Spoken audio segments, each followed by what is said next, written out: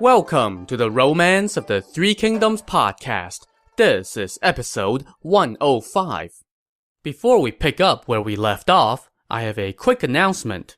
Around the beginning of the year, I appeared on the Sinica podcast, where I had a great time chatting with Kaiser Guo and Jeremy Goldkorn about the Three Kingdoms podcast and about the cultural significance of the novel. That episode went live last week, so go over to the Sinica podcast, that's spelled S-I-N-I-C-A, and check it out. And now, back to the show. Last time, Liu Bei was riding high as he crushed Dongwu in one battle after another in his quest to avenge his slain brothers. It got so bad for Dongwu that Sun Quan offered up a really sweet peace deal. He delivered into Liu Bei's hands the two guys who had assassinated Zhang Fei, and he also promised to return Jing province and Lady Sun, Liu Bei's wife and Sun Quan's sister. He also offered to be Liu Bei's ally for all of eternity if Liu Bei would just call off his war, especially seeing how most of the people directly involved in his brother's deaths were now themselves dead. But when the envoy and Liu Bei's officials broached the topic of peace, Liu Bei flew into a rage.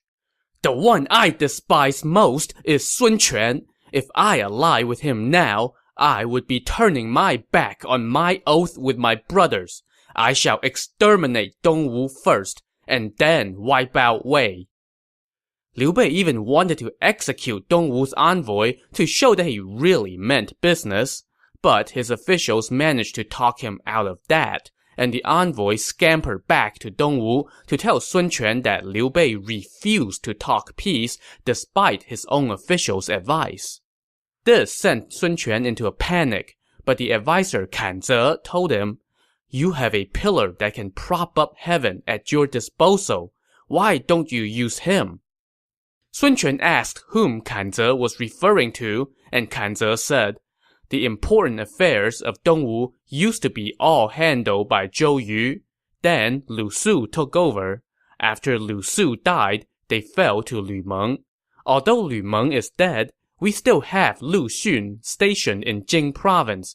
He has the reputation of a scholar, but in reality, he possesses talent which, in my estimation, rivals that of Zhou Yu's.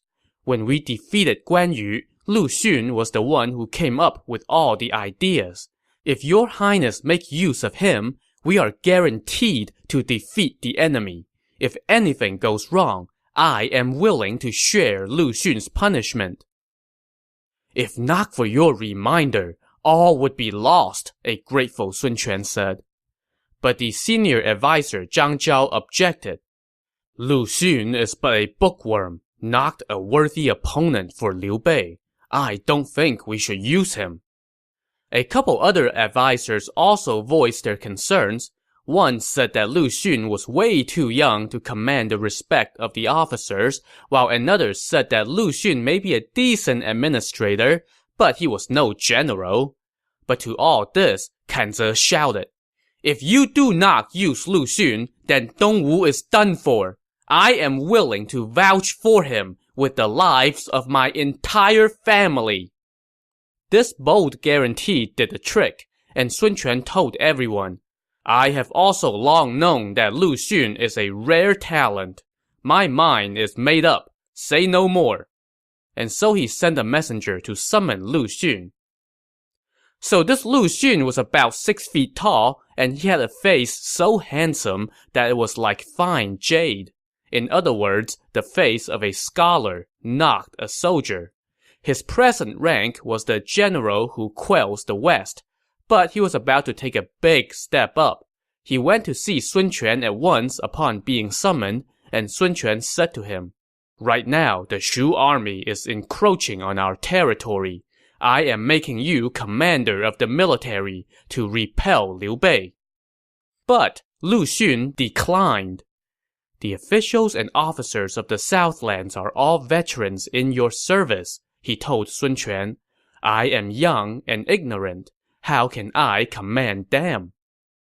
Kan Ze has vouched for you with the lives of his entire family, Sun Quan said. I also have long known your talent. That is why I am making you Grand Commander. Please do not decline. But what if the officials and officers do not respect my authority? Lu Xun asked. Sun Quan now offered his own sword to Lu Xun. If anyone disobeys your orders, you may execute them first, and then tell me. But Lu Xun still would not accept, at least not right then and there. Since you have entrusted me with such important responsibilities, how can I dare to not accept? He said. But I would like to request that your highness assemble the officials and then bestow the appointment upon your servant. Kan Ze also chimed in.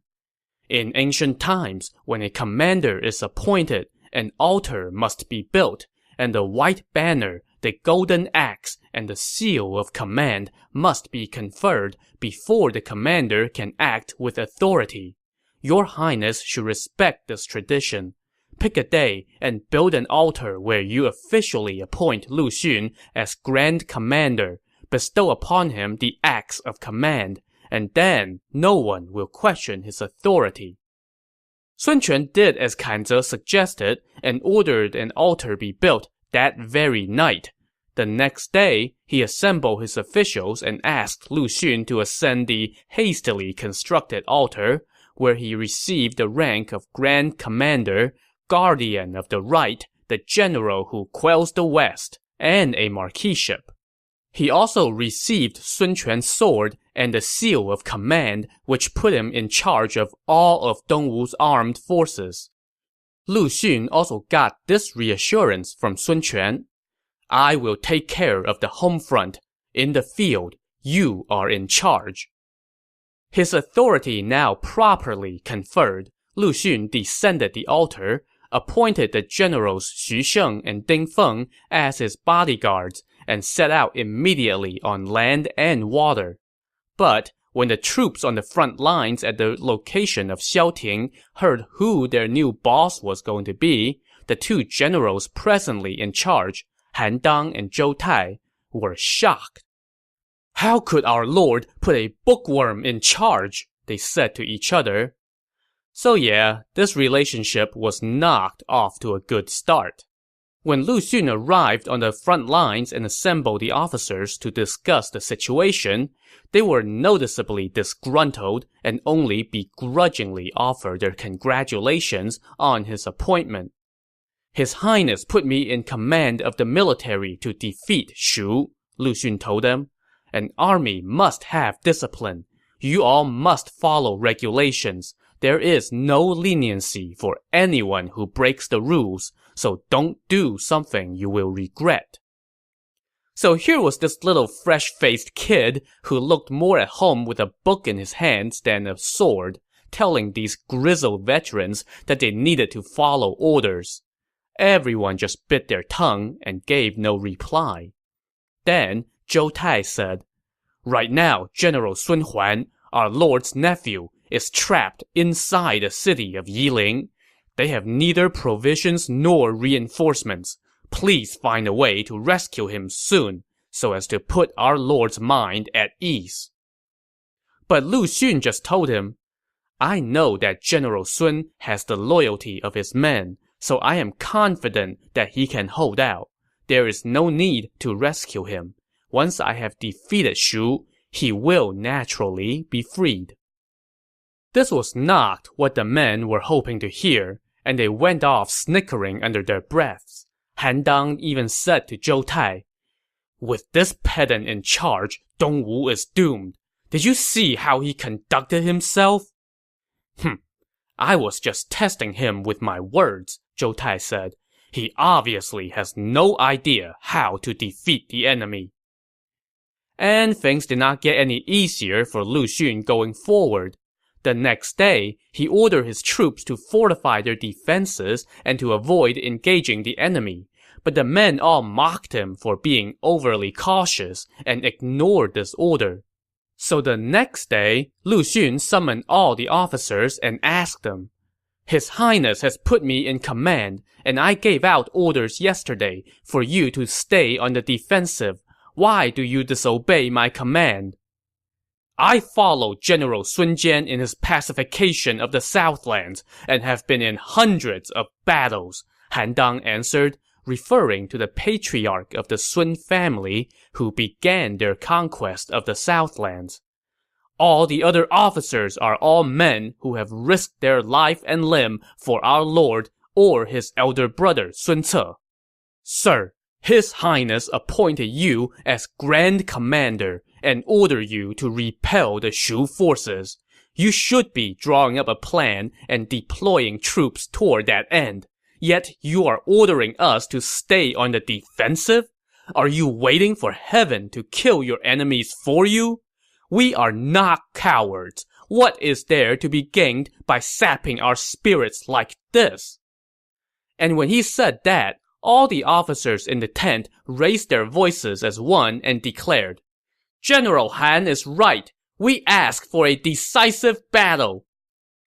So this was borderline insubordination, and Lu Xun responded by pulling out his sword and declaring sternly, I may be a mere scholar, but His Highness has entrusted me with this important responsibility because he saw something in me. And I will suffer any humiliation, shoulder any burden that is required of me. You all must defend your respective locations and refrain from making rash moves. Anyone who disobeys will be executed. Seeing Lu Xun wield the sword and the authority granted him by Sun Quan, the officers had no choice but to pipe down. But they all went away in a huff. So Lu Xun's command is off to a really shaky start. Meanwhile, on the other side of the lines, Liu Bei had garrisoned his army at Xiaoting, and it stretched all the way back to the border of the riverlands, spanning more than 200 miles and totaling 40 camps in all. During the day, their banners were so numerous that they blocked out the sun. At night, there were enough campfires to light up the sky. So this was an awe-inspiring sight to behold. Spies soon brought word to Liu Bei that Dongwu had put Lu Xun in command of its forces and that his first order was for all the forces to assume a defensive posture. Who is this Lu Xun? Liu Bei asked. One of his advisors, Ma Liang, spoke up. Lu Xun may be known only as a scholar, but he is talented for his age and has very deep plans. It was his schemes that fueled their sneak attack on Jing province. So, it was this boy who concocted the scheme that did in my brother? Liu Bei said angrily. I shall capture him. So Liu Bei ordered his army to advance, but Ma Liang preached caution. Lu Xun's talent is on par with Zhou Yu's. We must not underestimate him. I am an old hand at war, Liu Bei said. Am I not a match for some pedant milksop? So Liu Bei ignored Ma Liang's advice and personally led his troops forward to attack various key locations along the front lines. When Han Dang saw the Shu forces on the move, he informed Lu Xun. Worried that Han Dang might do something rash, Lu Xun hurried onto the scene to take a look for himself. He joined Han Dang atop a hill, where they watched as the Shu army swept across the field in impressive numbers. Among their ranks was a yellow canopy. Pointing at the canopy, Han Dang said to Lu Xun, Liu Bei must be in that army. I want to attack. But Lu Xun, predictably, said no. Since Liu Bei embarked on his campaign, he has won more than 10 battles in a row and has a full head of steam, he said. Right now, we should just stay on easily defendable terrain and not go out. If we go out, it will not go well. We should focus on rewarding our troops and broadening our defensive strategy and wait for the situation to change.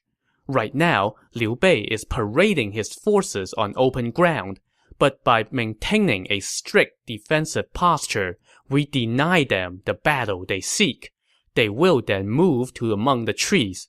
Then I shall devise a plan for victory." To all this, Han Dang said, "Okay." But in his heart, he was scoffing at this weakling's cowardice. When Liu Bei sent his front column to hurl abuse at the enemy and challenge them to battle, Lu Xun just ordered his troops to ignore the insults and stay put. He personally inspected all the key locations to praise the troops for, not fighting, while ordering them to stay on the defensive. This lack of action, meanwhile, was making Liu Bei impatient, and his advisor Ma Liang once again came to preach caution. "Lu Xun is a man of ideas," Ma Liang said. "Your Highness is undertaking a distant campaign that has spanned the spring and summer. He is refusing to give battle so as to wait for something to go wrong on our end. Please be careful." What ideas could he have? He's just afraid of battle, Liu Bei scoffed. They have been defeated time and again, so how can they dare to come fight anymore? But the vanguard general Feng Xi pointed out a concern. "The weather is very hot, and the army is suffering from the heat because it is difficult for us to fetch water," he said. So Liu Bei ordered each of his 40 camps to move from the open flat grounds, where water sources were sparse, to hills with lots of vegetation and more easily accessible streams. They were to stay there until summer had given way to fall, at which point they would advance again. But Ma Liang was worried about this redeployment. If Dongwu strikes while our forces are on the move, what then? But to that, Liu Bei had an answer. "I will order the general Wu Ban to lead about 10,000 weak soldiers and garrison on the flat grounds near the Dongwu camps, while I personally lead 8,000 crack troops and lie in wait inside the canyon. If Lu Xun finds out that our camps are moving, he will no doubt come attack. I will order Wu Ban to feign defeat to lure Lu Xun in. Then I will strike and cut off his return path. Then he will be ours." All the officials and officers praised this plan, declaring as one, "We cannot match your Highness's brilliant ideas." Ma Liang, however, simply could not help being a wet blanket. "I heard that Prime Minister Zhuge is inspecting key locations in the eastern riverlands to prevent any incursions from Wei," he said. "Your Highness could draw up a map of the new locations for our camps and consult with him." "I am well versed in military strategy as well. What need is there to ask the Prime Minister?" Liu Bei retorted. So here we have probably the first instance in the novel where Liu Bei decided that he was way too smart to need Zhuge Liang. We'll see how that pans out. In the meantime, Ma Liang would not give up. As the old saying goes, broad consultation makes one wise, one-sided consideration makes one blind, he said to Liu Bei. Please think about it. Tired of this incessant nagging, Liu Bei relented. But he did the thing that bosses do to shut up an employee suggesting a course of action that's probably wise but would create lots of extra work. He put Ma Liang in charge of his own idea. You may go to each camp and draw up a map of the geography and go consult with the prime minister in the eastern riverlands, Liu Bei told Ma Liang. If something is not right, then come tell me at once. And so Ma Liang headed off, while Liu Bei, glad to have him out of his hair, continued with the relocation of his camps. Word of this development soon reached Dongwu's side of the lines, and when Han Dang and Zhou Tai heard this, they were delighted and went to see Lu Xun at once. Right now, the Shu force's 40-some camps are all relocating to more heavily wooded areas closer to water sources, they told Lu Xun. Commander, you should seize this opportunity and attack. Lu Xun was also delighted when he heard this, and he personally went to check it out. he saw that on a flat plain, there were barely 10,000 Shu soldiers camped out, most of whom looked old and weak. The big banner read, Wu Ban the Vanguard. "In my view, these troops are a joke," Han Dang said. "I am willing to go with General Zhou and attack them on two sides. If we are not victorious, we shall accept punishment." Lu Xun, though, ignored him and looked on for quite a while before pointing with his whip. "The canyon up ahead is exuding an aura of death," he said. "There must be an ambush there. They're putting these weak soldiers on the flat plain to lure us out. We must not go out." So, all the Dongwu officers now had yet more proof confirming what they suspected, that their commander was a coward. The next day, Wu Ban led his troops to challenge the Dongwu forces to battle. Wu Ban and his men laid it on thick, prowling around, hurling insults, and some even going so far as to remove their armor and clothes and just lying all around naked, daring Dongwu to come attack them. All of this was way too much for the Dongwu generals Xu Sheng and Ding Feng, and they went to see Lu Xun. "The Shu soldiers have gone too far. We would like to attack them," they told him. But Lu Xun smiled and said, "Sirs, you are only acting on courage and do not understand military strategy. This is their trick to lure you out. Wait 3 days and you'll see." "But in 3 days, their camps will be entrenched in their new locations," Xu Sheng said. "How can we attack them then?" "But I want them to move their camps," Lu Xun replied, drawing another round of muffled snickers from his officers as they left. So 3 days passed, and Lu Xun gathered his officers to take another look at the enemy. They saw that Wu Ban and his army of old and feeble soldiers had left. "Where that aura of death is rising is where Liu Bei will be exiting the canyon," Lu Xun said as he pointed. He had barely finished speaking when a stout-looking battalion of Shu soldiers appeared, protecting Liu Bei as they passed. The sight of this army scared all the Dongwu soldiers. "That is why I ignored your advice to attack," Lu Xun said to his officers. "Now that their ambush is over, within 10 days, we will defeat Shu for sure." Okay, so Lu Xun was right about the ambush thing, but his men were still skeptical about defeating Shu. "If we wanted to defeat Shu, we should have made our move earlier," they said. "Now, their camps stretch for 200-some miles, and we have stared at each other for 8 months. All their key locations have been fortified. How can we defeat them?" "Sirs, you don't understand strategy," Lu Xun said.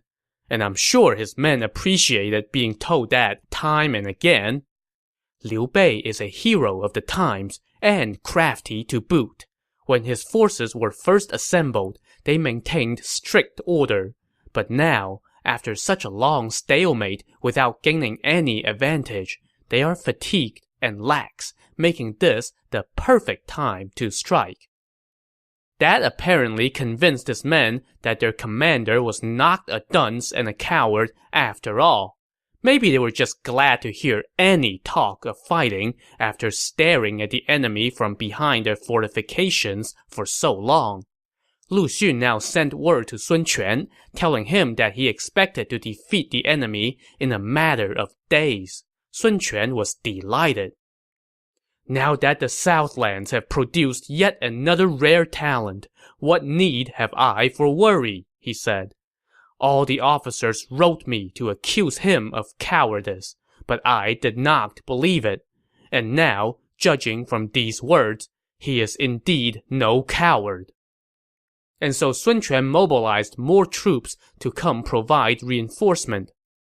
Meanwhile, Liu Bei ordered his navy to head downstream, pitching camp along the riverbank as it ventured deep into Dongwu territory. The advisor Huang Quan, however, expressed misgivings. The navy is sailing downstream, which means it is easy to advance but difficult to retreat. I am willing to lead the front of the fleet while your highness stay in the back, just in case." "The Dongwu scoundrels are scared out of their minds," Liu Bei said. "I am advancing in force, so what resistance can there be?" So Liu Bei ignored repeated entreaties from his staff and divided his force in two. He ordered Huang Quan to take charge of the troops on the north side of the river so as to safeguard against any movement from the kingdom of Wei. Liu Bei himself led the troops on the south side, stationed them in camps along the river while looking for an opportunity to make his move. Spies soon brought word of Liu Bei's deployment to Cao Pi in the kingdom of Wei. They told him that the Shu troops had 40-some camps stretching 200-some miles, all located near wooded hills. They also told him that the Shu official Huang Quan was commanding the troops on the north bank and sending out patrols every day, and that they were not quite sure what the meaning of all this was. Upon receiving this intel, Cao Pi looked up and laughed out loud. Liu Bei is about to lose. His officials asked why he was so confident in his prediction, and Cao Pi answered, "Liu Bei does not understand military strategy. Who would ever build camps spanning 200-some miles to take on the enemy? And to pitch camp on such wooded, irregular ground is a big no-no. Liu Bei will surely lose to Lu Xun. The news will arrive within 10 days. While Cao Pi's officials were still skeptical, they nevertheless asked him to deploy troops just in case. Once Lu Xun emerges victorious, he will no doubt mobilize the Dongwu forces to invade the riverlands, Cao Pi said. If they go on a distant campaign, then Dongwu will be left undefended. Under the guise of sending troops to help Dongwu, I will send 3 armies to attack them, and Dongwu will be ours for the taking. Everyone present was impressed by Cao Pi's foresight, so Cao Pi dispatched 3 armies led by his kinsman generals Cao Ren, Cao Xiu, and Cao Zhen. Now, we should be familiar with Cao Ren, since he was one of Cao Cao's old war horses. But Cao Xiu and Cao Zhen are relative newcomers in our narrative. They were both distant nephews of Cao Cao's, so they are from Cao Pi's generation of the family, and they are going to start playing bigger roles in our narrative, so keep their names in mind. Anyway, Cao Pi told his 3 commanders to meet on a specific date and launch a sneak attack on Dongwu, and that he would send reinforcements. So we'll leave Lu Xun to plot Liu Bei's demise, Liu Bei blissfully unaware of said plot, and Cao Pi gleefully scheming to take advantage of the fallout. For now, let's go catch up with Liu Bei's advisor Ma Liang, who went back to the riverlands to show Zhuge Liang how Liu Bei had deployed his camps. He presented the map that he had drawn up and told Zhuge Liang, "Right now, we have more than 40 bases on both sides of the river, spanning 200-some miles. All the camps are close to a creek or a stream near wooded areas. His Highness ordered me to bring this map to your excellency." Zhuge Liang started to examine the map, and when he was done, he smacked the table and went, "Oh crap! Who told our lord to deploy his camps like this? That person should be executed." "This is all His Highness's own idea, no one else's," Ma Liang said. "The Han dynasty's run is indeed at an end," Zhuge Liang sighed. A startled Ma Liang asked Zhuge Liang to explain, and Zhuge Liang said, "It's a huge no-no to pitch camps like this. If the enemy attacks with fire, what then? Also, how can a string of camps running for more than 200 miles hold off the enemy? Calamity is near. This is exactly what Lu Xun had been waiting for. You must go see His Highness at once and tell him to redeploy his camps in a different way." "But what if Dongwu has already won? What then?" Ma Liang asked. "Lu Xun will not dare to pursue, so Chengdu is safe," Zhuge Liang told him. "Why would Lu Xun not give chase?" Ma Liang asked. "He is worried about the Wei forces launching a sneak attack while his back is turned," Zhuge Liang explained. "If our lord is defeated, he can find refuge at the city of Baidi. When I enter the riverlands, I set down an ambush of 100,000 troops at nearby Fishbelly Beach." Ma Liang was shocked by this revelation. "I have passed by Fishbelly Beach many times, and I have never seen so much as a single soldier," he said. "Why do you speak such falsehoods?" "All will be revealed in time," Zhuge Liang answered. "It is best not to ask too many questions." Okay. I guess we'll have to take your word for it. Not that this was important or anything. So Ma Liang got a letter from Zhuge Liang and rushed back toward Liu Bei's camp, while Zhuge Liang immediately returned to Chengdu to prepare reinforcements. So if you believe Lu Xun, Cao Pi, and Zhuge Liang, Liu Bei was in for a disastrous turn of events. To see if their predictions come true, tune in to the next episode of the Romance of the Three Kingdoms podcast. Thanks for listening.